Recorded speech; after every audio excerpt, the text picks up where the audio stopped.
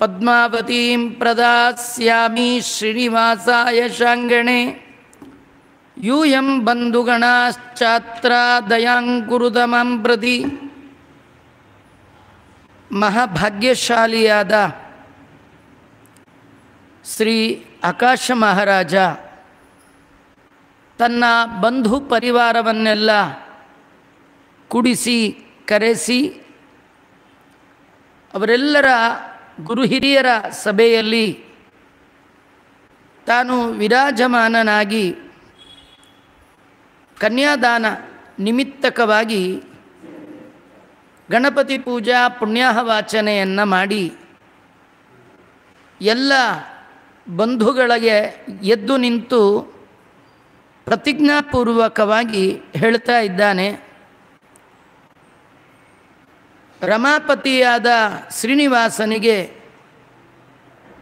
ನನ್ನ ಮಗಳಾದ ಪದ್ಮಾವತಿಯನ್ನು ಕನ್ಯಾದಾನ ಮಾಡ್ತಾ ಇದ್ದೇನೆ. ಅವರ ಆ ಉತ್ಸವದಲ್ಲಿ ನೀವೆಲ್ಲ ಬಂಧು ಬಾಂಧವರು ಬಂದು ನನ್ನಲ್ಲಿ ಕೃಪೆ ತೋರಿ ವಿವಾಹ ನಿರ್ವಿಘ್ನವಾಗಿ ಆಗುವ ಹಾಗೆ ಅನುಗ್ರಹ ಮಾಡಬೇಕು ಅಂತ ಗುರು ಹಿರಿಯರನ್ನು ಬಂಧು ಬಾಂಧವರನ್ನು ಪ್ರಾರ್ಥಿಸ್ತಾ ಇದ್ದಾನೆ. ಅಲ್ಲೇ ಇದ್ದ ತನ್ನ ಗುರುಗಳನ್ನು ಕೇಳ್ದ, ಸ್ವಾಮಿ ನನ್ನ ಕಡೆಯಿಂದ ನಮ್ಮ ಬಂಧು ಪರಿವಾರದ ಕಡೆಯಿಂದ ಒಪ್ಪಿಗೆ ಆಗಿದೆ, ಇನ್ನು ಮದುವೆಯ ಮುಂದುವರೆದ ಭಾಗ ಏನು ಮಾಡಬೇಕು, ನಿಮ್ಮ ನೇತೃತ್ವದಲ್ಲಿ ಆಗಬೇಕು. ಕಿಂಕಾರ್ಯಂಬದ ವಿಪ್ರೇಂದ್ರ ಏನು ಮಾಡಬೇಕು ಹೇಳ್ರಿ. ಬೃಹಸ್ಪತ್ಯಾಚಾರ್ಯರಂದರು ಇನ್ನೇನಿಲ್ಲಪ್ಪ, ಮುಖ್ಯವಾಗಿ ಕನ್ಯಾದಾನ ತೆಗೆದುಕೊಳ್ಳುವಂತಹ ವರ ಮತ್ತು ವರನ ಕಡೆಯವರಿಗೆ ಲಗ್ನ ಪತ್ರಿಕೆಯನ್ನು ಕೊಡಬೇಕು. ಅದಕ್ಕಾಗಿ ಬ್ರಾಹ್ಮಣರನ್ನು ಕಳಿಸಬೇಕು ಅಂದಾಗ ರಾಜ ಕೇಳ್ತಾನೆ, ಕಿಂ ಲೇಖ್ಯಂ ಪ್ರಾಕೃತೈ ಅಪ್ರಾಕೃತ ಶರೀರಿಣ, ಏನಂತ ಬರೀಲಿ ನಾನು ಅಂದ. ನಂಗೆ ಗೊತ್ತಿರೋದೆಲ್ಲ ಪ್ರಾಕೃತ ವಿದ್ಯೆ, ವರನಾದರೋ ಅಪ್ರಾಕೃತ, ಹೇಗೆ ನಾನು ಬರೀಲಿ, ಏನು ಬರೀಲಿ? ಬೃಹಸ್ಪತ್ಯಾಚಾರ್ಯರಂದರು ನೀನೇನು ಬರಿಬೇಡ, ನಾ ಹೇಳಿದ್ದನ್ನು ಬರಿ ಅಂತ. ಗುರುಪದಿಷ್ಟ ಮಾರ್ಗೇಣ ವಿಲಿಲೇಖ ಸಪತ್ರಿಕಾಂ. ಆಕಾಶರಾಜ ಗುರುಗಳು ಹೇಳಿದ ಹಾಗೆ ಪತ್ರಿಕೆಯನ್ನು ಬರಿತಾ ಇದ್ದಾನೆ, ಲಗ್ನ ಪತ್ರಿಕೆ. ಏನು ಬರೆದ? ಅಪ್ರಾಕೃತಾಯ ನಿತ್ಯಾಯ ಸಚ್ಚಿದಾನಂದಮೂರ್ತಯೇ ಸ್ವತಂತ್ರಾಯ ಅದ್ವಿತೀಯಾಯ ಅನಂತರೂಪಾಯ ಶಾಂಗಣಿ ಭಕ್ತಪ್ರಿಯಾಯ ಭಕ್ತೈಕ ವೇದ್ಯೋಪಾದೇಯಾಯ ರೂಪಿಣೆ ದೇವಾದಿದೇವ ಪೂಜ್ಯಾಯ ಬ್ರಹ್ಮಪೂಜ್ಯಾಯ ವಿಷ್ಣವೇ ಶ್ರೀನಿವಾಸಾಯ ಕೃಷ್ಣಾಯ ವೆಂಕಟಾಚಲವಾಸಿನೇ.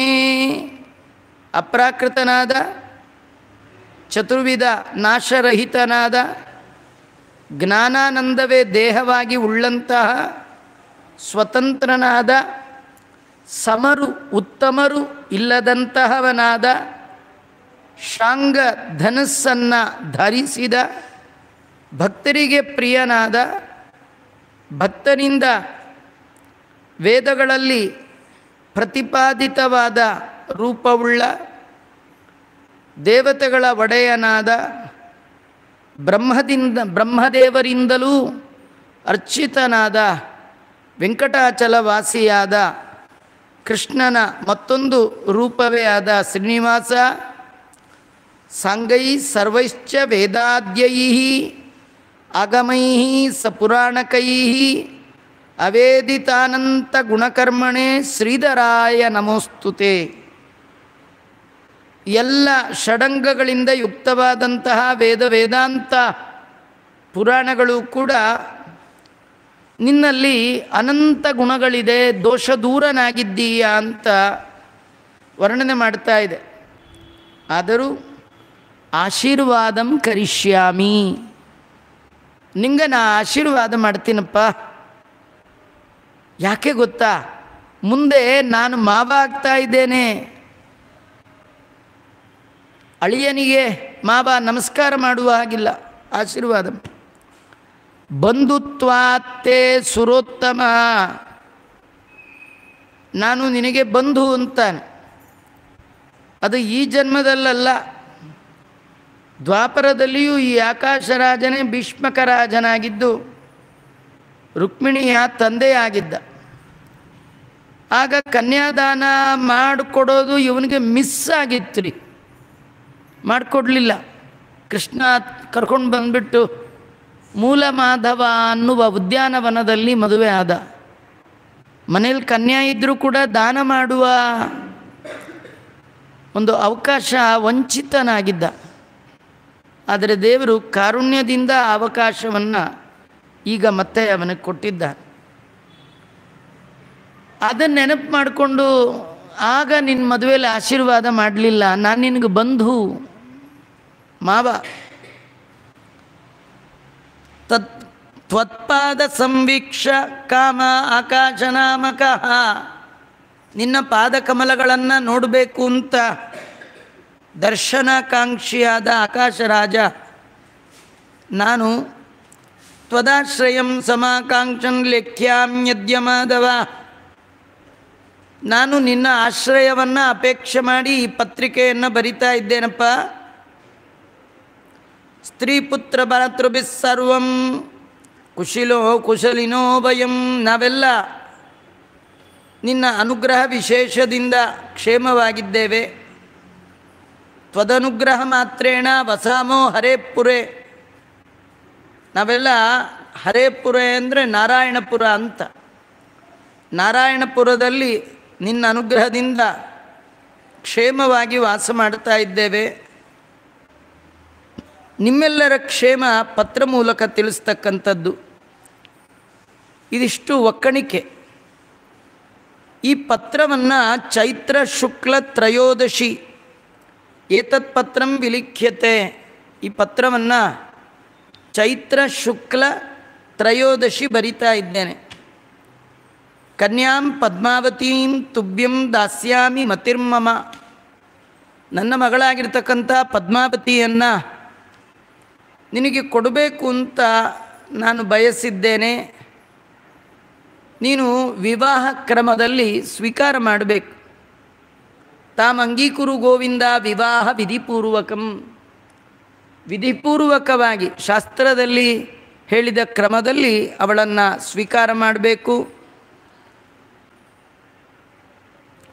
ನನ್ನ ಮನಸ್ಸಿನಲ್ಲಿ ಏನಿದೆ, ನಾನು ಎಂಥವ, ನಮ್ಮ ಮನೆ ಎಂಥದ್ದು, ನಮ್ಮ ಮಗಳೇ ಎಂಥವಳು, ಇದೆಲ್ಲ ನಿನಗೆ ಪರಿಚಯ ಇರುವ ನಿಮ್ಮ ಆಚಾರ್ಯಕ್ಕೆ ಗೊತ್ತಿದೆ, ಕೇಳಿ ತಿಳ್ಕೋಬೇಕಿದ್ರೆ. ಯಾರು ನಿಮ್ಮ ಆಚಾರು? ಶುಕಾಚಾರ ಬರ್ತಾ ಇದ್ದಾರೆ ನೋಡಿ. ಮಾ ಕುರುಷ್ವ ಸಂದೇಹಂ ಕನ್ಯಾರ್ಥಂ ಪುರುಷೋತ್ತಮ, ಅದೇನು ಸುಮ್ಮನೆ ಲೆಟರ್ ಬರೆದಿದ್ದಾನೆ ಅಂತ ಅಂದ್ಕೊಳ್ಬೇಡ. ವೈಶಾಖ ಶುಕ್ಲ ದಶಮಿ ಭೃಗುವಾರೇ ಶುಭ ದಿನೇ ಬಂಧುಭಿಃ ಸಹ ಸಂಪ್ರಾಪ್ಯ ಮಾ ಮುದ್ರುತ್ಯ ಗಣೈಃ ಸಹ ಹರ್ಷೇಣ ಪಾಣಿಗ್ರಹಣಂ ಕರ್ತವ್ಯಂ ಮೇ ಮನೋಗತಂ. ವೈಶಾಖ ಶುಕ್ಲ ದಶಮಿ ಶುಕ್ರವಾರ, ಈ ಮುಹೂರ್ತದಲ್ಲಿ ಬಂಧು ಪರಿವಾರದಿಂದ ಕೂಡಿಕೊಂಡು ಬಂದು ಸಾಲಂಕೃತಳಾದ ನನ್ನ ಮಗಳನ್ನು ಕನ್ಯಾದಾನ ಸ್ವೀಕಾರ ಮಾಡಿ ನನ್ನನ್ನು ಅನುಗ್ರಹ ಮಾಡಬೇಕು ಅಂತ ಕೇಳ್ತಾನೆ. ನೋಡಿ, ಇಲ್ಲೆಲ್ಲ ನಮಗೊಂದು ಸಂದೇಶ, ಈ ಕಥೆ ಒಳಗೊಂದು ಕಥೆ ನಮಗೋಸ್ಕರ ಇದೆ. ಈ ಕೆಲವರು ಲಗ್ನ ಪತ್ರಿಕೆಗೂ ಮದುವೆಗೂ ಎಷ್ಟು ಗ್ಯಾಪ್ ಇರಬೇಕು ಅಂತ ತಿಳಿಸ್ಕೊಡ್ತಾ ಇದ್ದಾರೆ. ಕೆಲವರು ಲಗ್ನ ಪತ್ರಿಕೆ ಆಗಿ 1 ವರ್ಷ ಬಿಟ್ಟು ಮದುವೆ ಅಂತ, ಅಥವಾ 6 ತಿಂಗಳು ಮದುವೆ, ಇದೆಲ್ಲ ಇಲ್ಲ ರೀ. ಈ ಪತ್ರ ಬರೆದದ್ದು ಚೈತ್ರ ಶುಕ್ಲ ತ್ರಯೋದಶಿ. ಚೈತ್ರ ಆದಮೇಲೆ ಬರೋ ಮಾಸ ಯಾವುದು? ನೆಕ್ಸ್ಟ್ ಮಂತೆ, ಕರೆಕ್ಟ್ 1 ತಿಂಗಳು. ವೈಶಾಖ ಶುಕ್ಲ ದಶಮಿ ಮದುವೆ, ಶುಕ್ಲದಿಂದ ಶುಕ್ಲಕ್ಕೆ ಒಂದು ತಿಂಗಳು, ಇದು ದಶಮಿ, ಅದು ತ್ರಯೋದಶಿ. ಸುಮಾರು 25-26 ದಿನ ಗ್ಯಾಪ್. ಯಾವಾಗಲೂ ಮದುವೆ ಮಾಡುವಾಗ ಅತಿ ಹೆಚ್ಚು ಕಾಲಾವಕಾಶ ಇಲ್ಲ. ಇಷ್ಟು ನಾನು ಮದುವೆ ಮಾಡಬೇಕು ಅಂತ ಅಂದ್ಕೊಂಡಿದ್ದೇನೆ, ನೀನು ಬಂದು ಸ್ವೀಕಾರ ಮಾಡಬೇಕು. ಹೆಚ್ಚಿಂದು ಪತ್ರದಲ್ಲೇನು ಬರೆಯೋದು ನಿನಗೆಲ್ಲ ಗೊತ್ತೇ ಇದೆ. ಮತ್ತು ನಾನು ಏನು ಪತ್ರದಲ್ಲಿ ಬರೆದಿಲ್ಲ, ನಿನಗೇನಾದ್ರು ಡೌಟ್ ಇದ್ದರೆ ಶುಕೋ ವದತಿ ಯತ್ ಸತ್ಯಂ, ಶುಕಾಚಾರ್ಯರಿಗೆ ಎಲ್ಲ ಗೊತ್ತಿದೆ. ಆದ್ದರಿಂದ ನೀನು ಬಂದು ಅನುಗ್ರಹ ಮಾಡಬೇಕು ಅಂತ ಹೀಗೆಲ್ಲ ಕೇಳಿದ್ದಾನೆ. ಆ ಪತ್ರವನ್ನು ಒಂದು ಉತ್ತಮವಾದ ವಸ್ತ್ರದಲ್ಲಿ ಕಟ್ಟಿ ಶುಕಾಚಾರ್ಯರ ಕೈಗೆ ಕೊಟ್ಟಿದ್ದಾನೆ. ಶುಕಾಚಾರ್ಯರು ಪತ್ರವನ್ನು ಕಣ್ಣಿಗೊತ್ತಿ ತಲೆಯಲ್ಲಿಟ್ಟು ಹೊರಟಿದ್ದಾರೆ. ಯಾಕೆಂದರೆ ಭಗವಂತನಿಗೆ ಭಕ್ತ ಬರೆದ ಪತ್ರ, ಯಾರ್ಯಾರಿಗೋ ಬರೆದದ್ದಲ್ಲ, ಸ್ವಯಂ ಭಗವಂತನಿಗೆ ಬರೆದದ್ದು. ಆ ಪತ್ರವನ್ನು ಮುಂದೆ ಭಗವಂತ ಸ್ಪರ್ಶ ಮಾಡಲಿಕ್ಕಿದ್ದಾನೆ. ಬರೀ ಸ್ಪರ್ಶ ಮಾತ್ರ ಅಲ್ಲ, ನೋಡಲಿಕ್ಕಿದ್ದಾನೆ. ಬರೀ ನೋಡೋದಲ್ಲ, ಓದಲಿಕ್ಕಿದ್ದಾನೆ.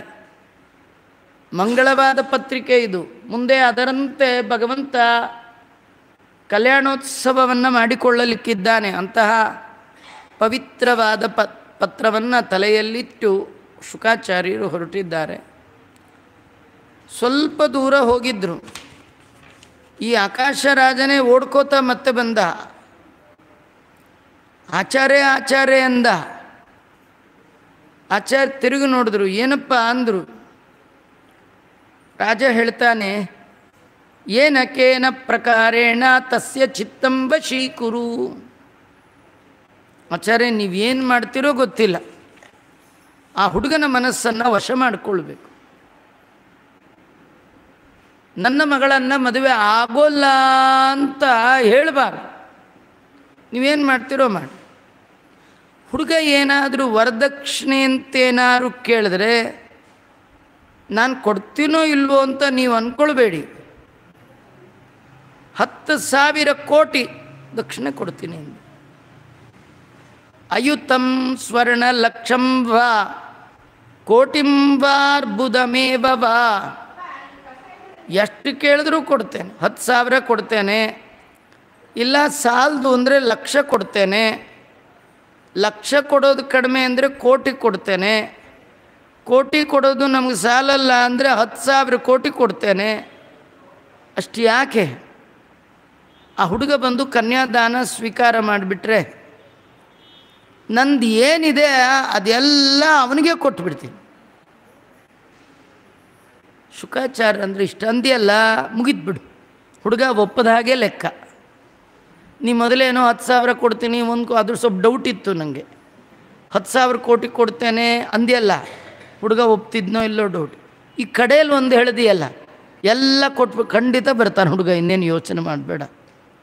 ಏನಿದ್ರ ಕಥೆ ಏನು? ಏನಿಲ್ಲ, ದೇವರಿಗೆ ಅಷ್ಟು ಕೊಡ್ತೇನೆ ಇಷ್ಟು ಕೊಡ್ತೇನೆ ಅಂತ ಅನ್ನಬಾರ್ದು. ನಂದೇನದೋ ಸ್ವಾಮಿ, ನಿಂದೇ ಇದೆಲ್ಲ. ತನು ನಿನ್ನದು, ಜೀವನ ನಿನ್ನದು, ಅನುದಿನದಲ್ಲಿ ಬಾಹು ಸುಖ ದುಃಖ ಎಲ್ಲ ನಿನ್ನದಯ್ಯ. ಸರ್ವ ಸಮರ್ಪಣೆಯೇ ಸದುಪಾಯ. ದೇವರನ್ನು ಹೊಂದುವ ಉಪಾಯ ಏನಂದರೆ ಹರಿಯ ಕರುಣದಳಾದ ಭಾಗ್ಯವ ಹರಿ ಸಮರ್ಪಣೆ ಮಾಡಿ ಬದುಕಿರೋ. ಕೆರೆಯ ನೀರನ್ನು ಕೆರೆಗೆ ಚೆಲ್ಲಿ ವರವ ಪಡೆದವರಂತೆ ಕಾಣಿರೋ. ನಾವು ಸ್ವಲ್ಪ ಹಾಗಿಲ್ಲ ರೀ. ನಾವು ದೊಡ್ಡ 40-60 ಮನೆ.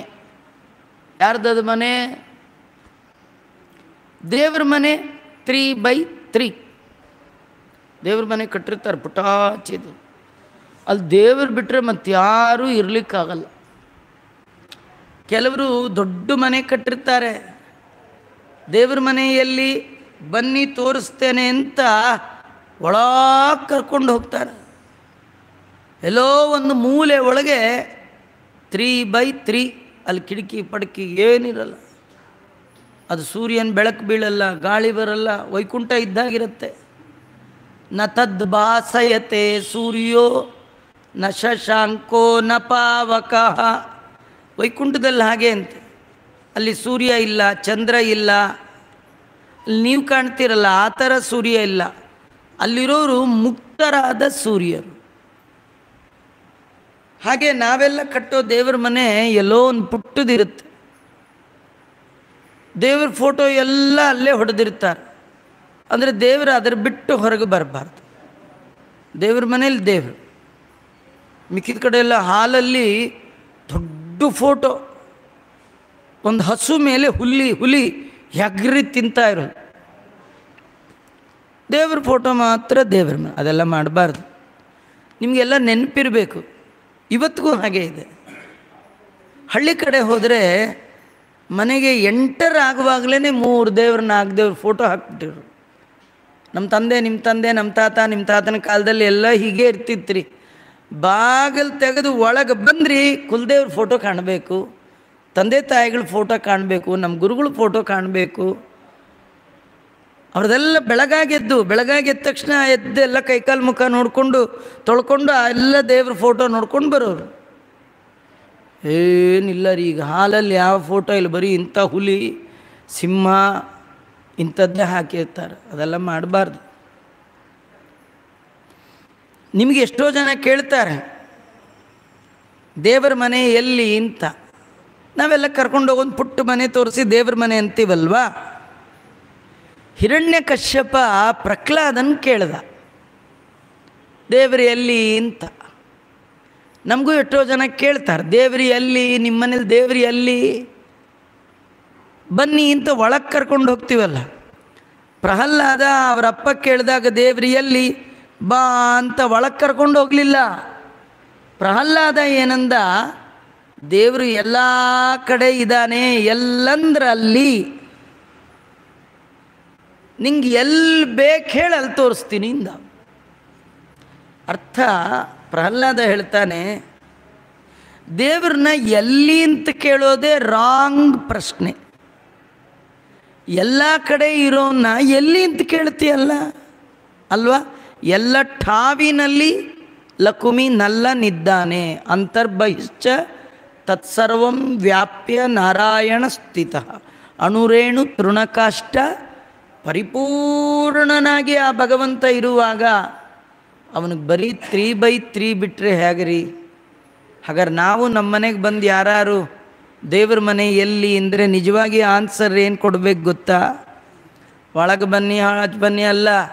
ಇದೇನ್ರಿ ದೇವ್ರ ಮನೆ ಎಲ್ಲಿ ಅಂತ ಕೇಳ್ತೀರಿ? ಇದೆಲ್ಲ ಯಾರ್ದು ಅಂದ್ಕೊಂಡ್ರಿ? ದೇವ್ರದೇ ಮನೆ. ಈಶಾವಾಸ್ಯಮಿದಂ ಸರ್ವಂ ಯತ್ಕಿಂಚ ಜಗತ್ಯಾಂ ಜಗತ್. ಈ ಜಗತ್ತು ಭಗವಂತನ ಅರಮನೆ ಅವಂದ್ರಿ.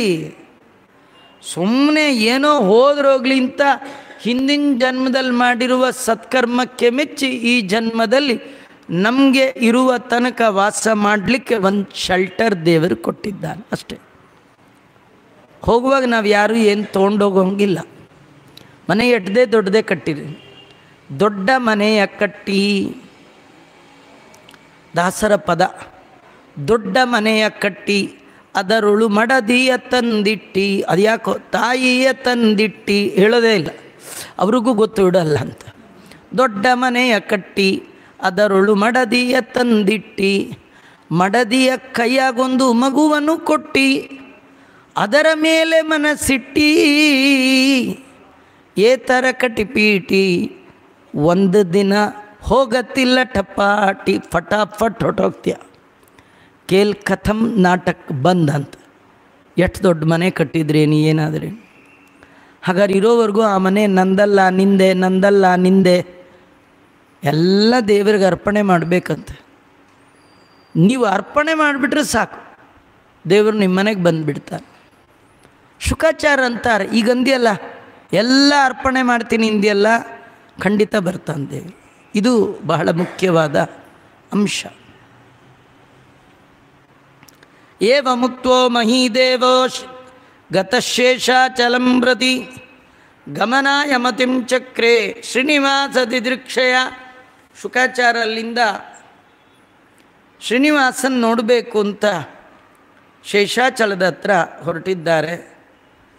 ಮಧ್ಯಾಹ್ನ ಕಾಲ ವೆಂಕಟಾಚಲ ಪರ್ವತಕ್ಕೆ ಶುಕಾಚಾರ್ಯರು ಬಂದಿದ್ದಾರೆ. ಯಾಕೆ ಬಂದರು? ಭಗವಂತನ ದರ್ಶನ ಆಗುತ್ತಲ್ಲ, ತದ್ದರ್ಶನ ಆಹ್ಲಾದ ಗತಾದ್ವಶೇಷ. ಶುಕಾಚಾರ್ಯರಿಗೆ ಬೆಟ್ಟ ಏರಿ ಬಂದ ಆಯಾಸ ದೇವರನ್ನು ನೋಡಿದ ತಕ್ಷಣ ಮರ್ತೋಯ್ತಂತ. ದೊಡ್ಡ ಲಾಭ ಅದು. ನಮಗೂ ಅಷ್ಟೇ, ನಿಮಗೂ ಅಷ್ಟೇ. ಗಂಟೆಗಟ್ಟಲೆ ಕ್ಯೂನಲ್ಲಿ ನಿಂತಿರ್ತೀವಿ ರೀ, ಆ ಕಾಂಪ್ಲೆಕ್ಸಲ್ಲಿ ಕೂತಿರ್ತೀವಿ ರೀ. ಆದರೆ ನಿಜವಾಗಿಯೂ ದೇವರ ಮುಂದೆ ನಿಂತ ತಕ್ಷಣ ಎಲ್ಲ ಮರ್ತೇ ಹೋಗ್ಬಿಡುತ್ತೆ. ಆ ಕ್ಯೂನಲ್ಲಿ ನಿಂತಾಗ, ಕಾಂಪ್ಲೆಕ್ಸಲ್ಲಿ ನಿಂತಾಗ, ಈಚೆಗೆ ಬಿಡ್ದಿದ್ದಾಗೆಲ್ಲ ಇನ್ನೊಂದು ಸತಿ ಬರಬಾರ್ದಪ್ಪ, ಸಾಕಾಯ್ತಪ್ಪ ಕಾದು ಅನ್ಸತ್ರಿ. ಆದರೆ ದೇವರು ನೋಡಿ ಈಚೆಗೆ ಬರುವಾಗ ಯಾರಾದರೂ ಬರ್ತೀರಾ, ಇನ್ನೊಂದು ಟಿಕೆಟ್ ಇದೆ ದೇವರ ದರ್ಶನಕ್ಕೆ ಅಂದ್ರೆ ಏನು ಮಾಡ್ತೀರಿ ನೀವು? ಅಲ್ಲ, ಊಟಕ್ಕೆ ಎಲೆ ಹಾಕಿದರೆ ಅಯ್ಯೋ ಊಟ ಇದ್ದೇ ಇದೆ ರೀ ನಡ್ರಿ ಅಂತೀರೋ ಇಲ್ವೋ? ಅದು ದೇವರ ಅದ್ಭುತವಾದ ಸೌಂದರ್ಯ, ಆ ದರ್ಶನ ಲಾಭ. ಶುಕಾಚಾರ್ಯರು ಚಿನ್ಮಯನಾದ ಭಗವಂತನನ್ನು ಕಣ್ತುಂಬ ತುಂಬಿಸಿಕೊಳ್ಳುವಾಗ ಯಾಕೆ ಬೇಡ ಅಂತಾರೆ? ಹರೇರ್ಜನನ್ಯಾಗತೋ ವಿರಾಗಿ ತದ್ದರ್ಶನ ಆಹ್ಲಾದಗತದ್ವಶೇಷ. ಶುಕಾಚಾರ್ಯರು ಮಧ್ಯಾಹ್ನ ಕಾಲ ನೆತ್ತಿ ಮೇಲೆ ಸೂರ್ಯ ಬಂದಿದ್ದಾನೆ, ನಡ್ಕೋತ ಬಂದಿದ್ದಾರೆ ಶೇಷಾಚಲ ಪರ್ವತಕ್ಕೆ, ಭಗವಂತನ ನೋಡ್ಬೋದಲ್ಲ ಅಂತ. ಶ್ರೀನಿವಾಸ ಮನೆ ಬಾಗಿಲಿಗೆ ಬಂದ್ಬಿಟ್ಟ. ಭಕ್ತರಿಗಾಗಿ ಭಗವಂತ ಮನೆ ಒಳಗೂ ಈಚೆಗೆ ಬಂದ್ಬಿಡ್ತ. ನಮ್ಮದೇ ದುರ್ಬುದ್ಧಿ, ಯಾರು ಬಂದರೆ ಒಳಗಿಂದಲೇ ಹಿಂಗೆ ನೋಡ್ತೀವಿ. ಬನ್ನಿ ಅಲ್ಲಿಂದಲೇ ಕರಿತೀವಿ, ಎದ್ದು ಹೋಗ್ಬೇಕ್ರಿ. ಯಾರು ಮನೆಗೆ ಬಂದರೆ ಮನೇಲಿರೋರು ಎದ್ದೇಳಬೇಕು. ದೃಷ್ಟಿಂ ದದ್ಯಾತ್ ಮನೋ ದದ್ಯಾತ್ ಸುಂದೃತಂ ದದ್ಯಾತ್ ಆಸನಂ ದದ್ಯಾತ್. ಅವ್ರ ಕಡೆ ಮೊದಲು ನೋಡಬೇಕು, ತತ್ಕ್ಷಣ ಹೇಳಬೇಕು, ಅವರ ಬಳಿಗೆ ಹೋಗಬೇಕು, ಮನಸ್ಸು ಕೊಡಬೇಕು, ಒಳ್ಳೆ ಮಾತಾಡಬೇಕು, ಕೈ ಹಿಡಿಬೇಕು, ಒಳಗೆ ಕರ್ಕೊ. ಎಷ್ಟಿದೆ ರೀ, ಏನಿಲ್ಲ. ಎಷ್ಟೋ ಬಾರಿ ನಾಯಿ ಬೇರೆ ಬಿಟ್ಬಿಟ್ಟಿರ್ತಾರೆ. ಈ ಆಚಾರ ಪಾಪ ತುಳಸಿ ಬಿಡಿಸ್ಕೊಳ್ಬೇಕು ಅಂತ ನಾಯಿ ಎಲ್ಲೋ ಹಿಂದೆ ಇರುತ್ತೆ, ಮೆಲ್ಲಗೆ ಗೇಟ್ ತೆಗಿತಾರೆ. ಅದು ಬೌ ಅಂತ ಬಂದುಬಿಟ್ರೆ ಈ ಆಚಾರ ಹಾರ್ಟ್ ಕೈಗೆ ಬಂದುಬಿಡುತ್ತೆ.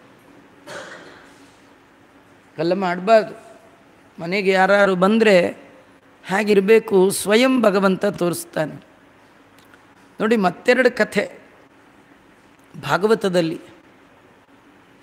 ಈ ಭವಿಷ್ಯ ಪುರಾಣದಲ್ಲಿಯೂ ಒಂದು ಕಥೆ ಇದೆ. ಇದಕ್ಕೆ ದ್ವಾಪರ ಯುಗದಲ್ಲಿ ಶೇಷಶೈಲ ಅಂತ ಬಂತು ಅಂತ ಹೇಳಿದ್ದಾರೆ. ಯಾಕಂದರೆ ಶೇಷದೇವರು ಗತಮದಹ, ಶೇಷದೇವರಿಗೂ ವಾಯುದೇವರಿಗೂ ಜಗಳ. ಅದರಲ್ಲಿ ಆ ಸಂದರ್ಭದಲ್ಲಿ ದೇವರು ಮನೆಯಿಂದ ಹೊರಗೆ ಬರ್ತಾನೆ. ಏನಪ್ಪ ಯಾಕೆ ಜೋರು ಮಾಡ್ತಾ ಇದೆಯೋ ಅಲ್ವಾ? ಯಾಕೆ ಬಂದದ್ದು ಅಂದರೆ ಯಾಕೆ ಜಗಳ ಮಾಡ್ತಿದ್ರಿ ಅಲ್ಲ, ವಾಯುದೇವರು ಬಂದಿದ್ದಾರೆ ಅಂತ ಈಚೆಗೆ ಬಂದಂತೆ. ಇಲ್ಲಿ ಮಾತ್ರ ಅಲ್ಲ, ಹಿಂದೆ ಸನಕಾದಿಗಳು ಬಂದಾಗಲೂ ಕೂಡ ದೇವರೇ ಹೊರಗೆ ಬಂದದ್ದು. ಅಷ್ಟೇ ಅಲ್ಲ, ದಶಮಸ್ಕಂದದಲ್ಲಿ ಕೃಷ್ಣ ಅವನು ನೋಡಲಿಕ್ಕೆ ಅವನ ಸ್ನೇಹಿತ ಸುಧಾಮ ಬಂದ. ಸುಧಾಮ ಬಂದಾಗಲೂ ಕೃಷ್ಣನೇ ಹೊರಗೆ ಬಂದ. ಇದರರ್ಥ ಏನಂದರೆ, ದೇವರಿಗಾಗಿ ಒಂದು ಹೆಜ್ಜೆ ನೀವಿಟ್ಟರೆ ನಿಮ್ಮನ್ನು ನೋಡಬೇಕು ಅಂತ ಅವನು 100 ಹೆಜ್ಜೆ ಇಟ್ಕೊಂಡು ಬರ್ತಾನ್ರಿ.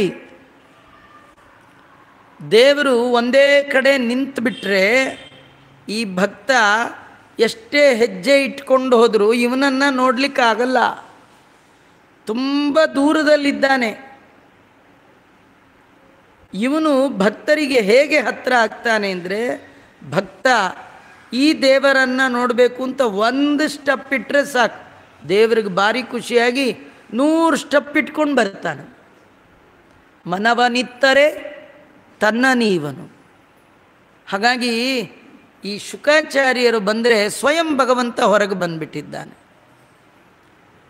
ದೂರಾದಾಯಾಂತಮಾವೀಕ್ಷ್ಯ ವೆಂಕಟಾದ್ರಿ ಶಿಖಾಮಣಿ. ದೂರದಲ್ಲಿ ಬರ್ತಾ ಇರ್ತಕ್ಕಂಥ ಶುಕಾಚಾರ ನೋಡಿ ಅವನ ತಲೆಯಲ್ಲಿ ಏನು ಬಂತು, ದೇವರು ಅಂದ್ಕೊಂಡ, ಅಲ್ಲ ಈ ಶುಕಾಚಾರ ಬರ್ತಾ ಇದ್ದಾರೆ, ನಮ್ಮಮ್ಮ ಎಲ್ಲಿ ಹೋದ್ಲು, ಯಾಕೋ ಬರಲಿಲ್ವೇ, ಎಲ್ಲೋ ಬಸ್ ಗೀಸ್ ಮಿಸ್ ಆಯಿತೋ ಏನು ಕಥೆಯೋ. ಕೆಲವು ಸತಿ ಗೊತ್ತಿಲ್ಲದೆ ಇದ್ದವ್ರನ್ನ ರೈಲ್ವೆ ಸ್ಟೇಷನ್ಗೆ ಕರ್ಕೊಂಡು ಹೋಗಿ ಕೆಳಗೆ ಏನಾದ್ರು ಇಳಿಸ್ಬಿಟ್ರೆ ಈ ಟ್ರೈನ್ಗೆ ಹತ್ತೋ ಬದಲು ಇನ್ಯಾವುದೋ ಒಂದು ಟ್ರೈನ್ಗೆ ಹತ್ತು ಕೂತ್ಬಿಟ್ರೆ ಎಷ್ಟು ಅವ್ಯವಸ್ಥೆ ರೀ. ಹಾಗೆ ಎಲ್ಲರೂ ಅಮ್ಮ ಯಾವ್ದಾರು ಎಲ್ಲರೂ ಕೂತ್ಬಿಟ್ಲೋ ಏನಾಯಿತು. ಮಾತಾಚ ನಾಗತ ಕಸ್ಮಾದಿತಿ ಚಿಂತಾಪರೋ ಹರಿ.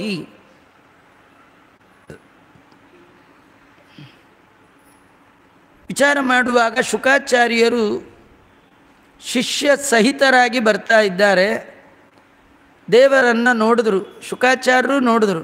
ಶ್ರೀನಿವಾಸ ಬಾಗಿಲಲ್ಲೇ ನಿಂತಿದ್ದ. ಶುಕಾಚಾರ್ಯ ಏನು ಮಾಡಿದ್ದಾರೆ, ದದರ್ಶ ನೋಡಿ, ಸಶಿರ ಪಾಣಿಂಕೃತ್ವ ಕಾರ್ಯ ವಿನಿಶ್ಚಯ, ಎರಡೂ ಕೈಗಳನ್ನು ಜೋಡಿಸಿ ಹೀಗೆ ತಲೆ ಮೇಲೆ ಕೈ ಇಟ್ಕೊಂಡ್ರು. ನಾವು ಅಷ್ಟೇ, ನೀವು ಅಷ್ಟೆ. ತಿರುಪ್ತಿಲಿ ಹೋದ ತಕ್ಷಣ ದೇವ್ರ ಹತ್ರ ಹೋಗುವಾಗೆಲ್ಲ ಏನು ಮಾಡ್ತಾರೆ, ಎರಡೂ ಕೈ ಎತ್ತಿ ಗೋವಿಂದ ಗೋವಿಂದ ಗೋವಿಂದ ಅನ್ನೋದಾದರೆ, ಶುಕಾಚಾರ್ಯರು ಭಾಗವತ ಹೇಳಿದ ಮಹಾನುಭಾವರು, ಭಾಗವತೋತ್ತಮರು. ಭಗವಂತನ ಕಂಡಾಗ ಅವ್ರಿಗೆ ಎಷ್ಟು ಭಕ್ತಿ ಉದ್ರೇಕ ಆಗಿರಬೇಡ. ಎರಡೂ ಕೈಗಳನ್ನು ಗಟ್ಟಿಯಾಗಿ ಜೋಡಿಸಿ ಕೈ ಮುಗಿತಾ ಇದ್ದಾರೆ. ಬರೀ ಕೈ ಹೀಗೆ ಜೋಡಿಸಿದ್ದಷ್ಟೇ ಇಲ್ಲ, ಶ್ರೀನಿವಾಸನ್ ನೋಡಿ ಹೀಗಂತ ಇದ್ದಾರೆ, ತಲೆ ತೂಗುತ್ತಾ ಇದ್ದಾರೆ. ಶ್ರೀನಿವಾಸ ಏನು ಅಂದ್ಕೊಂಡ, ನಮ್ಮ ಕೆಲಸ ಆಯಿತು ಅಂತ ಅಂದ್ಕೊಂಡ. ಇವರು ಭಗವಂತನ ಗುಣ, ಅದರ ಭಾರಕ್ಕೆ ತಲೆ ತೂಗುತ್ತಿದ್ರು ಅಲ್ವಾ. ಈ ಕೆಲವು ಸತಿ ಸಂಗೀತ ಕೇಳುವಾಗ ಹೀಗಂತಿರ್ತಾರೆ, ಇನ್ನು ಕೆಲವರು ಪುರಾಣ ಕೇಳುವಾಗ ಹೀಗಂತಿರ್ತಾರೆ ಅಲ್ವಾ. ಬರೀ ಕೇಳುವಾಗಲೇ ಹೀಗನ್ನೋದಾದರೆ ದೇವ್ರು ನೋಡಿದವರು, ಶುಕಾಚಾರ್ಯ ಹೇಗನ್ಬೇಡ, ದೇವರು ನೋಡಿದ ತಕ್ಷಣ ಹೀಗಂದರು. ಶ್ರೀನಿವಾಸ ಅಂದ್ಕೊಂಡ, ಓ ಕೃತ ಕಾರ್ಯ ವಿನಿಶ್ಚಯಂ ದದರ್ಶ ಸಶಿರಪ್ಪಾಣಿಂ. ಅವರು ಕೈಯನ್ನು ಮುಗಿದದ್ದು ಇದನ್ನೆಲ್ಲ ನೋಡಿ ನನ್ನ ಕೆಲಸ ಆಯಿತು ಅಂತ ಅಂದ್ಕೊಂಡ. ಶುಕಾಚಾರ್ಯರನ್ನು ನೋಡಿ ಭಗವಂತ ಆಸನಾದ್ ಉತ್ತಿತೋ ಹರಿಹಿ ವಿಭಕ್ತಿಯೈವ, ಭಕ್ತಿಯಿಂದ ಥಟ್ಟಂತ ಎದ್ದು ನಿಂತ್ಕೊಂಡಿದ್ದಾನೆ ಭಗವಂತ. ಶುಕಾಚಾರ್ಯರಂದರು, ಕಾರ್ಯಂ ದವ ಕೃಪಾ ಸಿಂಧೋ. ಶ್ರೀನಿವಾಸ ಎದ್ದು ನಿಂತ ಆಚಾರ್ಯನ ಕೇಳ್ದ, ಆಚಾರ್ಯೇ ಕಾರ್ಯಂ ಮದೀಯಂ ವಿಪ್ರೇಂದ ಪಕ್ವಂ ಬಾ ಪಕ್ವಮೇವ ಬಾ. ಏನಾಚಾರ್ಯ ನಮ್ಮ ಕೆಲಸ ಏನಾಯಿತು, ಆಯಿತೋ ಗೋವಿಂದನು ಅಂದರು. ಶುಕಾಚಾರ್ಯ ಅಂದರು, ಅಲ್ಲಯ್ಯ ನಿನ್ನ ಹೆಸರು ಹೇಳ್ಕೊಂಡು ಹೋದ್ರೇ ಕೆಲಸ ಆಗತ್ತೆ, ಇನ್ನು ನಿನ್ನ ಕೆಲಸ ಆಗದೆ ಇರುತ್ತಾ. ಪಕ್ವಮೇವ ನ ಸಂಶಯ.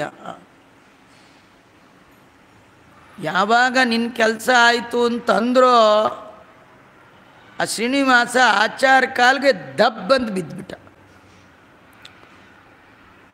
ಮತ್ತೆ ಎದ್ದ, ಶುಕಾಚಾರ್ಯರನ್ನು ಗಟ್ಟಿಯಾಗಿ ತಬ್ಕೊಂಡು ಬಿಟ್ಟನಂತೆ.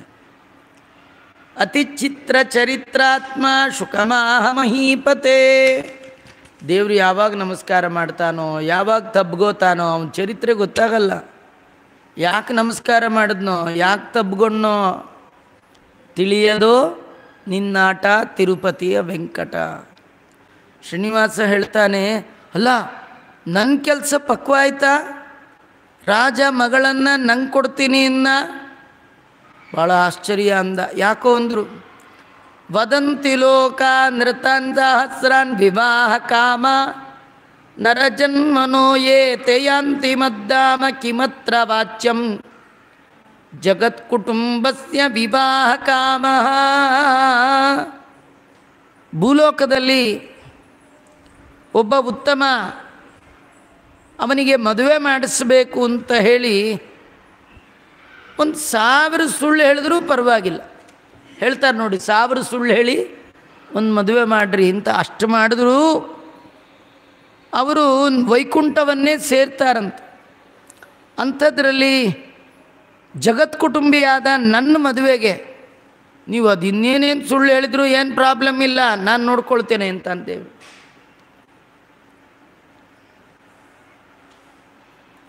ನರೋ ಬಿಭರ್ತಿ ಸ್ವಸುತಂ ಸಭಾರ್ಯಂ ಸ್ವಜನಂ ಗೃಹಂ.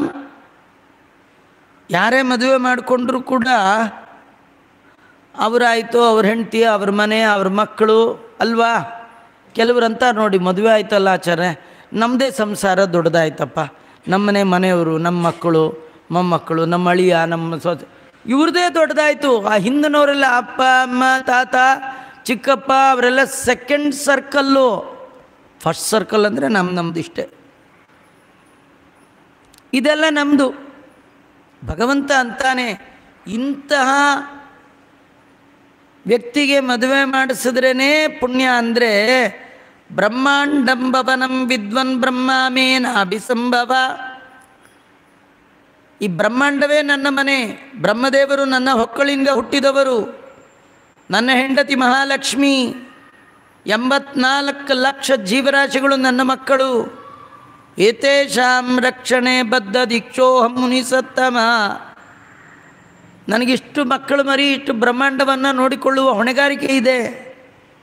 ಇಂಥ ಮಹಾಕುಟುಂಬಯುಕ್ತಸ್ಯ, ಇಂಥ ವಿಶ್ವಕುಟುಂಬಿಯಾದ ನನಗೆ ಕಲ್ಯಾಣ ಕಾರಣಾತ್, ಮದುವೆಗೋಸ್ಕರವಾಗಿ ಯನ್ಮಿಥ್ಯಾಭಾಷಿತಂ ರಾಜ್ಞಸ್ವ, ಆ ರಾಜರ ಬಳಿ ಹೋಗಿ ನೀವೇನೇನು ಸುಳ್ಳು ಹೇಳಿದ್ರೋ ಏನು ಕಥೆಯೋ, ನೀವೇನು ಸುಳ್ಳು ಹೇಳಿದರೂ ಕೂಡ ನಿಮಗೆ ಅದೇನು ಬಾಧಕ ಆಗೋಲ್ಲ. ನೀವು ಮಾಡಿರ್ತಕ್ಕಂಥ ಉಪಕಾರಕ್ಕೆ ನಾನು ನಿಮಗೇನು ಮಾಡಲಿ, ಒಂದು ಕೆಲಸ ಮಾಡ್ತೀನಿ, ನನ್ನ ಪವಿತ್ರವಾದ ಈ ಶರೀರ ಇದರ ಆಲಿಂಗನ ಮಾಡ್ಕೊಂಡು ಬಿಡ್ತೇನೆ ಅಂತೇಳಿ ದೇವರು ಆಲಿಂಗನ ಮಾಡ್ಕೊಂಡಂತೆ. ಶುಕಾಚಾರ ಅಂದ್ಕೊಂಡೇ ಇರಲಿಲ್ಲ ದೇವರಿಗೆ ತಬ್ಕೊಳ್ತಾನೆ ಅಂತ ಅಂದ್ಕೊಂಡು. ದೇವರು ಯಾರನ್ನು ಯಾವಾಗ ತಬ್ಕೊಳ್ತಾನೆ ಜೀವರಿಗೆ ಗೊತ್ತಾಗಲ್ಲ, ನಾವು ರೆಡಿ ಇರಬೇಕಷ್ಟೆ. ನೋಡಿ, ಧ್ರುವನಿಗೆ ದೇವರು ಪ್ರತ್ಯಕ್ಷ ಆದರೆ ಧ್ರುವ ತನ್ನ ಎರಡೂ ಕೈ ಹೀಗೆ ಮುಂದಿಟ್ಟಿದ್ದಂತೆ, ಏನಾದ್ರು ಬೈ ಚಾನ್ಸ್ ದೇವರು ಅವಕಾಶ ಕೊಟ್ಟರೆ ಒಂದು ಸತಿ ತಬ್ಕೊಳ್ಳೋಣ ಅಂತ. ಇವತ್ತು ನೀವು ಜಗನ್ನಾಥ ಕ್ಷೇತ್ರಕ್ಕೆ ಹೋದರೆ, ಪೂರಿ ಅಲ್ಲೆಲ್ಲ, ದ್ವಾರಕ ಅಲ್ಲೆಲ್ಲ ಹೀಗೆ ಹೋಗಲ್ಲ ಜನ, ಹೋಗುವಾಗಲೇ ಹೀಗೆ ಹೋಗ್ತಾರೆ ದೇವ್ರ ಹತ್ರ. ನಿಮಗೆ ಬೈಕೆ ಇದ್ದರೆ, ದೇವರಿಗೆ ಏನಾದರೂ ಬೈಕೆ ಬಂದರೆ ಆದರೂ ಆಗ್ಬೋದು. ನಮಗೆ ಬೈಕೆ ಅಲ್ಲ, ನಾವು ಹೋಗಲ್ಲ ಹೀಗೆ ಹೋಗ್ತಿರ್ತೀವಿ, ಕೈ ಕಟ್ಕೊಂಡು. ಏನೋ ದಿಮಾಕು ದೇವ್ರ ಹತ್ರ. ಆ ದಿಮಾಕೆಲ್ಲ ತೋರಿಸ್ಬಾರ್ದ್ರಿ, ವಿನಯ ಬೇಕು. ಈ ಎರಡು ಕೈ ಎತ್ತಿದ್ರೆ ಇದೊಂಥರ ಈ ದಿವಾಳಿ ಆದವ್ರ ಕೈ ಎತ್ತ ಸರೆಂಡರ್, ಅಥವಾ ಈ ಪೊಲೀಸ್ನವ್ರು ಬಂದಾಗ ಹಾಗೆ ದೇವರ ಮುಂದೆ ಕೈ ಎತ್ತಬೇಕು. ನಂದೇನಿಲ್ಲ ಸ್ವಾಮಿ, ಎಲ್ಲ ನಿಂದೆ. ಇದು ಎರಡರ್ಥ. ಒಂದು, ನಿನ್ನಲ್ಲಿ ನಾನು ಶರಣು ಬಂದಿದ್ದೇನೆ. ಇನ್ನೊಂದು, ನೀನು ಅವಕಾಶ ಕೊಟ್ಟರೆ ನಿನ್ನ ಒಂದು ಸತಿ ಬಾಚಿ ತಬ್ಬಿ ಬಿಡೋಣ. ಭಗವಂತ ತಬ್ಕೊಂಡ್ಬಿಟ್ಟಿದ್ದಾನೆ.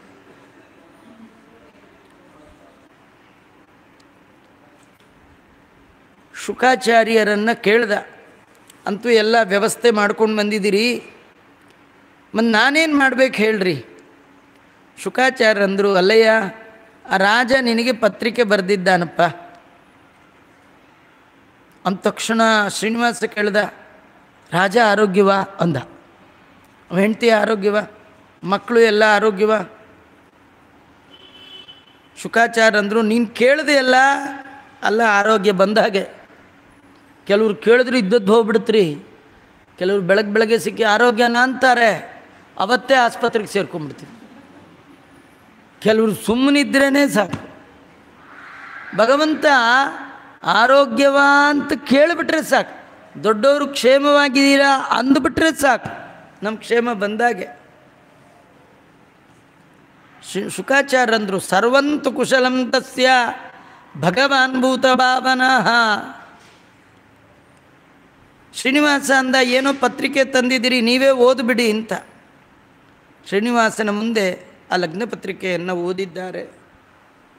ಅತ್ಯಂತ ಸಂತೋಷದಿಂದ ಶ್ರೀನಿವಾಸ ದೇವರು ತಾವು ಪತ್ರವನ್ನು ಬರೆದಿದ್ದಾರೆ ಮಾವನಿಗೆ. ಹೆಣ್ಣಿನ ಕಡೆಯಿಂದ ಪತ್ರಿಕೆ ಆಯಿತು, ಗಂಡಿನ ಕಡೆಯಿಂದ ಅಕ್ಸೆಪ್ಟೆನ್ಸಿ, ಅವ್ರದ್ದೊಂದು ಪತ್ರಿಕೆ, ಲಗ್ನ ಪತ್ರಿಕೆ. ಏನು ಬರೆದ ಕೃಷ್ಣ ಶ್ರೀನಿವಾಸ? ರಾಜಾದಿರಾಜ ಪೂಜ್ಯಾಯ ಸುಧರ್ಮತನಯಾಯ ಚ ನಮೋ ನಮೋತಿ ಭಕ್ತ್ಯೈವ ಕೃತ್ಯೇಯಂ ಪತ್ರಿಕಾಧುನಾ ಲಿಖ್ಯತೆ ಶ್ರೀನಿವಾಸೇನ ಶುಭ ವಿಜ್ಞಪ್ತಿ ಗರ್ಭಿಣಿ ಶ್ರೀಮದ್ರಾಜಾದಿರಾಜೇಂದ್ರ ಕಿರೀಟಾಗೃಷ್ಟಪಾದಕ ಅಸ್ಮದ್ಬಂಧುವರೆಣ್ಯಾಡ್ಯ ಗುಣಪೂರ್ಣ ಸಮೃದ್ಧಿಮಾನ್ ಸುಧರ್ಮತನಯ ಆಕಾಶ ನಾಮ್ನಾಶು ಸುಕೀರ್ತಿಮಾನ್ ನಮೋ ನಮೋಸ್ತುತೆ ರಾಜನ್ ಶ್ರೀನಿವಾಸಾಯ ಶೃಂಗಿಣೆ ಶ್ರೀನಿವಾಸೇನ ಬಾಲೇನ ವಿಜ್ಞಪ್ತಿ ಕ್ರಿಯತೆ ತ್ವಿಯಂ. ರಾಜಾದಿರಾಜರಿಂದ ಪೂಜಿತವಾದ ಪಾದವುಳ್ಳ ಸುಧರ್ಮನ ಮಗನಾದ ಆಕಾಶರಾಜನಿಗೆ ಬಾಲಕನಾದ ಶ್ರೀನಿವಾಸ ಭಕ್ತಿಯಿಂದ ನಮಸ್ಕಾರ ಮಾಡ್ತಾ ಇದ್ದೇನೆ, ನಮಸ್ಕಾರ ಮಾಡ್ತಾ ಇದ್ದಾನೆ. ಇವನು ಬಾಲಕ ಅಂತ. ಭವದ್ಭಿರ್ಲಿಖಿತಂ ದೃಷ್ಟ ಸಂತೋಷೋ ಹ್ಯಭವನ್ ಮಮ. ನೀವು ಬರೆದ ಪತ್ರಿಕೆಯನ್ನು ನೋಡಿ ನಂಗೆ ಭಾಳ ಸಂತೋಷ ಆಯಿತು. ನೀವು ಪತ್ರಿಕೆಯಲ್ಲಿ ತಿಳಿಸಿದ ಹಾಗೆ ವೈಶಾಖ ಶುಕ್ಲ ದಶಮಿ ಭೃಗುವಾರೇ ಮಹೋತ್ಸವೇ, ವೈಶಾಖ ಶುಕ್ಲ ದಶಮಿ ಶುಕ್ರವಾರದ ದಿನ ನೀವು ನಡೆಸುವ ಉತ್ಸವದಲ್ಲಿ ಬಂದು ಅಂಗೀಕರೋಮಿ ರಾಜೇಂದ್ರ ತವ ಕನ್ಯಾಂ ವಿಷಾಂಪತೆ, ನಿಮ್ಮ ಮಗಳನ್ನು ಸ್ವೀಕಾರ ಮಾಡ್ತಾ ಇದ್ದೇನೆ. ಹೇಗೆ ಭಗೀರಥ ದೇವಲೋಕದಿಂದ ಗಂಗೆಯನ್ನು ತಂದು ಪಿತೃಗಳ ಉದ್ಧಾರ ಮಾಡಿದನು, ಅದರಿಂದಾಗಿ ತಾನು ಉದ್ಧಾರವಾದನು, ಜೊತೆಗೆ ಜಗತ್ತಿನ ತುಂಬೆಲ್ಲ ಅವನ ಕೀರ್ತಿ ಹರಡಿತೋ ಹಾಗೆ ನಿಮಗೂ ಆಗಲಿ. ಹೇಗೆ ಸಮುದ್ರ ರಾಜ ವರುಣ ತನ್ನ ಮಗಳಾದ ಮಹಾಲಕ್ಷ್ಮಿಯನ್ನು ನಾರಾಯಣನಿಗೆ ಕೊಟ್ಟು ಉದ್ಧತನಾದನೋ ಹಾಗೆ ನಿಮಗೆ ಅನುಗ್ರಹ ಆಗಲಿ. ದತ್ವಾ ಮೇ ಸುಭಗಾಂ ಕನ್ಯಾಂ ತವ ಪೂರ್ವೋತ್ತರಂ ಕುಲಂ, ಹಿಂದಿನ ಮುಂದಿನ 21 ಕುಲ ಉದ್ಧಾರ ಆಗತ್ತೆ. ಉದ್ಧತ್ಯ ಬಹುಲಾಂ ಕೀರ್ತಿಂ ಲಭ್ಯೇತರ ದುರ್ಲಭಾಂ, ಇತರರಿಂದ ದುರ್ಲಭವಾದ ಅತ್ಯಂತ ಕೀರ್ತಿ ನಿಮಗೆ ಸಿಗ್ತಕ್ಕಂಥದ್ದಾಗತ್ತೆ. ನನ್ನ ಬಗ್ಗೆ ಕೂಡ ಶುಕಾಚಾರ್ಯರು ಚೆನ್ನಾಗಿ ತಿಳಿದಿದ್ದಾರೆ. ಹೆಚ್ಚಿಗೆ ಬರೆಯೋದು ಏನಿಲ್ಲ, ಒಮ್ಮೆ ಎಲ್ಲರೂ ಭೇಟಿ ಆಗೋಣ ಅಲ್ಲೇ ಮದುವೆ ಮನೆಯಲ್ಲಿ ಅಂಥೇಳಿ ಆ ಪತ್ರಿಕೆಯನ್ನು ಸುತ್ತಿ ಮತ್ತೆ ಶುಕಾಚಾರ್ಯ ಕೈ ಕೊಟ್ಟು, ಶುಕಾಚಾರ್ಯ ಹೊರಡಕ್ಕೆ ಎದ್ದು ನಿಂತರು. ಶುಕಾಚಾರ್ಯ ಕೈ ಹಿಡ್ಕೊಂಡ. ಶ್ರೀನಿವಾಸ ಕೈ ಕೂಡ್ರಿ ಆಚಾರ್ಯ, ಏನು ಅರ್ಜೆಂಟ್, ಕೂಡ್ರಿ ಒಂದು ನಿಮಿಷ. ಅಲ್ಲ, ನನಗೊಂದು ಡೌಟು ಕ್ಲಿಯರ್ ಮಾಡಿಬಿಡಿ ಹಿಂದ. ಏನಪ್ಪ ನಿಂದೇನು ಡೌಟು ಅಂದರು. ಅಲ್ವಾ, ಅಲ್ಲ ಆ ರಾಜ ಈ ಮದುವೆಗೆ ಹೇಗೆ ಒಪ್ಪದ? ಯಾಕಂದರೆ ಅವನು ನನ್ನ ಜಾತಿ ಯಾವುದು ಕೇಳಲೇ ಇಲ್ವಾ, ನಮ್ಮ ಗೋತ್ರ ಕೇಳಲಿಲ್ವಾ, ನನಗೆ ಮನೆ ಸೈಟು ಏನಾರು ಕೇಳಿದ್ನ, ವಿದ್ಯೆ ಉದ್ಯೋಗ ಏನು ಕೇಳಲೇ ಇಲ್ವಾ ಅಂತ. ಅವಿದಿತ್ವ ಕುಲಂ ಗೋತ್ರಂ ನಾಮ ಸಂಸ್ಥಾನ ಮಂದಿರಂ, ಏನು ತಿಳಿಯದೆ ನನಗೆ ಹೇಗೆ ಮಗಳು ಕೊಟ್ಟ. ಕಥಂ ದಾಸ್ಯತಿ ರಾಜೇಂದ್ರ ಕನ್ಯಾಮಮ ಮಹೀಸುರ, ರಾಜನ ಮಗಳನ್ನು ನನಗೆ ಹ್ಯಾಕೆ ಕೊಡ್ತಾನೆ ಆಚಾರ್ಯ? ನನಗೆ ಕುಲ ಇಲ್ಲ, ಗೋತ್ರ ಇಲ್ಲ. ಅದೆಲ್ಲ ಹುಟ್ಟಿದವ್ರಿಗೆ ಇರುತ್ತೆ ರೀ. ಹುಟ್ಟಿದವ್ರಿಗೆ ಏನಿರುತ್ತೆ, ಕುಲ ಗೋತ್ರ. ಇವನಿಗೆ ಹುಟ್ಟೇ ಇಲ್ಲ, ಎಲ್ಲಿಂದ ತರಬೇಕು ಗೋತ್ರ? ಶುಕಾಚಾರ್ಯಂದರು, ನಿನಗೇನಯ್ಯ ಕುಲ ಗೋತ್ರ? ಯಾರಿಗೆ ಹುಟ್ಟು ಸಾವಿದೆ ಅವ್ರಿಗೊಂದು ಗೋತ್ರ ಬೇಕು, ಅವ್ರಿಗೊಂದು ಕುಲ ಬೇಕು. ಯಾಕೆಂದರೆ ಮುಂದೆ ಮಾಡುವ ಸಂಸ್ಕಾರಕ್ಕೆ ಯಾವ್ಯಾವ ಕುಲದಲ್ಲಿ ಹುಟ್ಟಿರ್ತಾರೋ ಆ ಕುಲ ಸಂಪ್ರದಾಯ ಮಾಡಲಿಕ್ಕೆ, ಗೋತ್ರ ತರ್ಪಣ ಬಿಡಲಿಕ್ಕೆ, ಹೆಸರು ತರ್ಪಣ ಬಿಡಲಿಕ್ಕೆ, ಅಷ್ಟೇ ರೀ, ಮತ್ತೇನಿಲ್ಲ. ನಿನಗೆ ಯಾವುದೂ ಇಲ್ಲೇ ಇಲ್ಲ. ನಕುಲಂ ನ ಚ ಗೋತ್ರಂಚ ತೇ ಜನ್ಮ ಮರಣೇ ಹರೇ ನ ಜರ ನ ಚ ವೃದ್ಧಿಶ್ಚ ನ ಸ್ಥಾನಂ ಚಾಶ್ರಯ. ದಾಸರಂತಾರೆ, ಆವ ಕುಲವೋ ತಿಳಿಯಲಾಗದು ರಂಗಯ್ಯ ನಿನ್ನ. ಆ ಭಗವಂತನದು ಕುಲಗೋತ್ರ ಅಂತೇನಿಲ್ಲ ರೀ.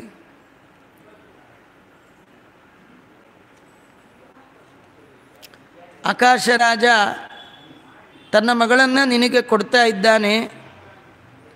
ನೀನು ಆ ರಾಜನಲ್ಲಿ ದಯಮಾಡಿ ಆ ಕನ್ಯೆಯನ್ನು ಸ್ವೀಕಾರ ಮಾಡಬೇಕು ಅಂತ ಶುಕಾಚಾರ್ಯರು ಹೇಳಿ ಭಗವಂತನಿಗೆ ನಮಸ್ಕಾರವನ್ನು ಮಾಡಿ ಹೊರಟಿದ್ದಾರೆ. ಶುಕಾಚಾರ್ಯ ಹೊರಟರು ನಾರಾಯಣಪುರಕ್ಕೆ.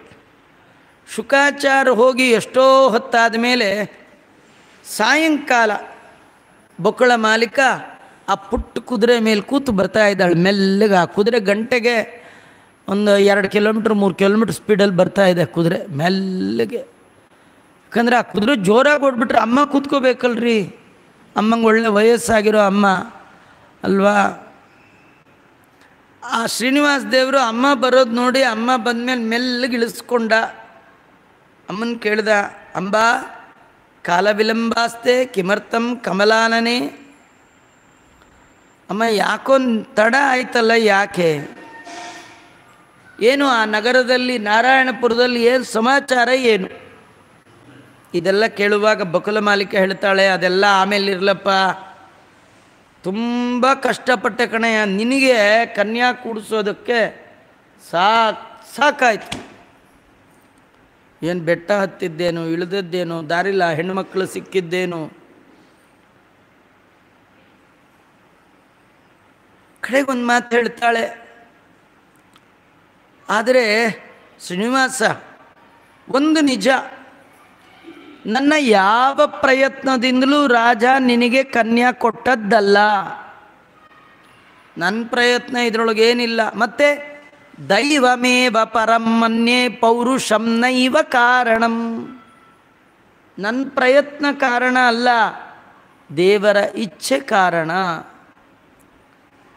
ರಾಜ ನಿನಗೆ ಕನ್ಯಾ ಕೊಡ್ತಾ ಇದ್ದಾನೆ ಅಂದರೆ ತಿಳ್ಕೊ, ಇದು ದೇವರು ಮಾಡಿರ್ತಕ್ಕಂಥ ನಿಶ್ಚಯ. ಅದೇನಮ್ಮ ದೇವ್ರ, ಯಾವ ದೇವರು ಬಂದಿದ್ರಮ್ಮ? ಇವನೇ ಅಮ್ಮನಿಗೆ ಕೇಳ್ತಾ ಇದ್ದಾನೆ. ಆಗ ಬಕುಲ ಮಾಲಿಕ ಹೇಳ್ತಾಳೆ, ಅಲ್ಲಯ್ಯ ಅದ್ಯಾರೋ ನಾರಾಯಣ ಆಶ್ರಮದಿಂದ ಬಂದಿದ್ರಂತೆ, ನರನಾರಾಯಣಾಶ್ರಮ ಬದ್ರಿ, ಧರ್ಮದೇವತೆ ಅಂತ ಅವಳ ಹೆಸರಂತೆ. ಅವಳು ಬಂದು ನಿನಗೇ ಕೊಡಬೇಕು ಅಂತ ರಾಜ ರಾಣಿಯರಿಗೆ ಫೋರ್ಸ್, ಅದರಿಂದ ನಿನಗೆ ಕನ್ಯಾ ಸಿಗ್ತಾ ಇದೆಯಪ್ಪ, ನಾನು ಹೋಗಿದ್ದಕ್ಕೆ ಕೊಟ್ಟರು ಅಂತ ತಿಳ್ಕೊಳ್ಬೇಡ. ಇದು ಒಂದು ಅರ್ಥ.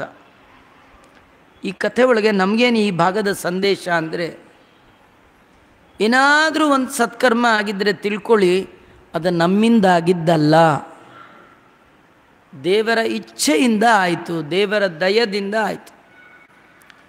ಈ ತುಂಬ ಜನಕ್ಕೆ ಈ ಸಕ್ಕರೆ ಕಾಯಿಲೆ ಭಾರಿ ಇರುತ್ತೆ, ಶುಗರ್ ಪಗರ್ ಭಾರಿ.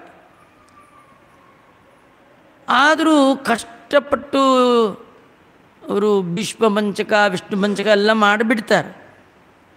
ಆ ಮಾಡಿದವ್ರನ್ನ ಕೆಲವ್ರು ಅಲ್ರಿ, ನಿಮ್ಗಿಷ್ಟು ಶುಗರ್ ಫ್ಯಾಕ್ಟ್ರಿ ಓನರ್ ಆಗಿದ್ದರೂ ಕೂಡ ಈ ವ್ರತ ಹೇಗೆ ಮಾಡಿದ್ರಿ?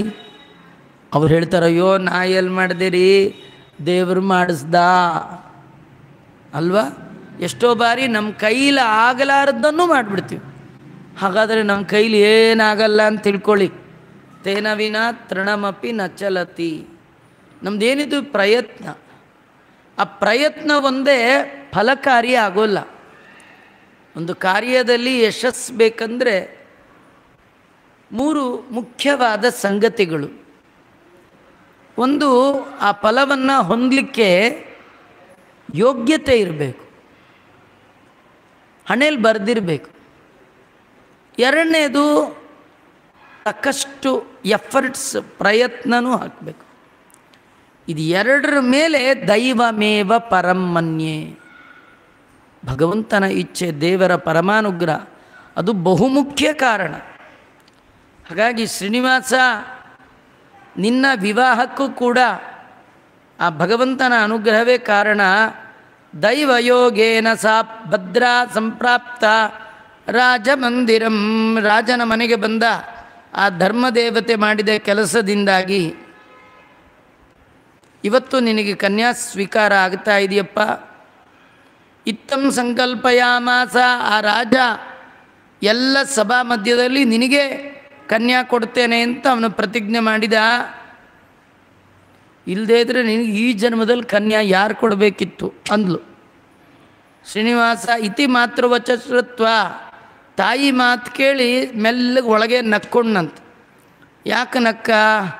ಅಮ್ಮ ನಾರಾಯಣ ಆಶ್ರಮ ಅಂದು ಅದು ನಂದೇ, ಅಲ್ಲಿಂದ ಬಂದು ಧರ್ಮದೇವತೆ ಅಂದರು ನಾನೇ, ದೈವ ಅಂದರು ನಾನೇ, ಕೆಲಸ ಮಾಡಿದ್ದು ನಾನೇ, ಇದನ್ನೇ ದಾಸರಂದದ್ದು. ತನ್ನ ಕಾರ್ಯತ ಮಾಡಿದವಗೆ ಇನ್ನೊಬ್ಬರ ಹೆಸರು ಕೊಟ್ಟವಗೆ.